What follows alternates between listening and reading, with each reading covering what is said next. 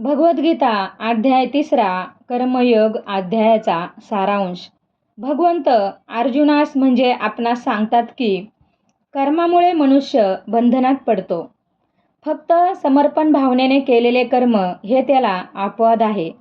थोडक्यात सांगायचे तर स्वार्थाने कोणतेही कर्म करू नकोस. कर्म हे आपण केलेली पूजाच आहे. निस्वार्थी कर्मानेच आपण एकमेकांना श्रेष्ठ करावे. अनासक्त राहून कर्म कर, त्या योगे तुला परमेश्वर मिळेल.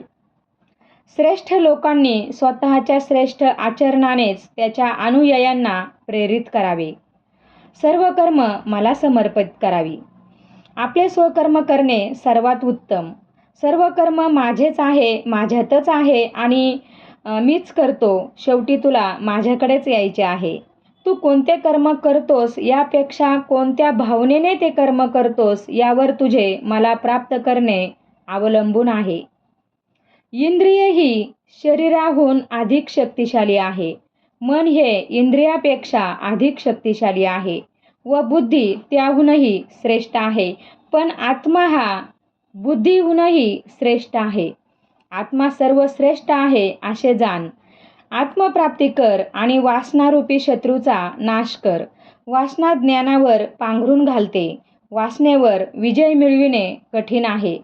फलश्रुती लक्षात ठेवण्याचे महत्त्वाचे मुद्दे. सर्व कर्म आणि कर्मफळांना ईश्वरास अर्पण कर. तसे केल्याने तुला शांती मिळेल.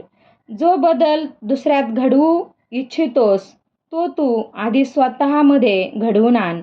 लोक आणि तुझी मुले तू काय सांगतोस त्यापेक्षा प्रत्यक्षात तू काय करतोस याचे अनुकरण करतात. केवळ निष्काम कर्मच कर. कृष्ण मोंदे, जगद्गुरू.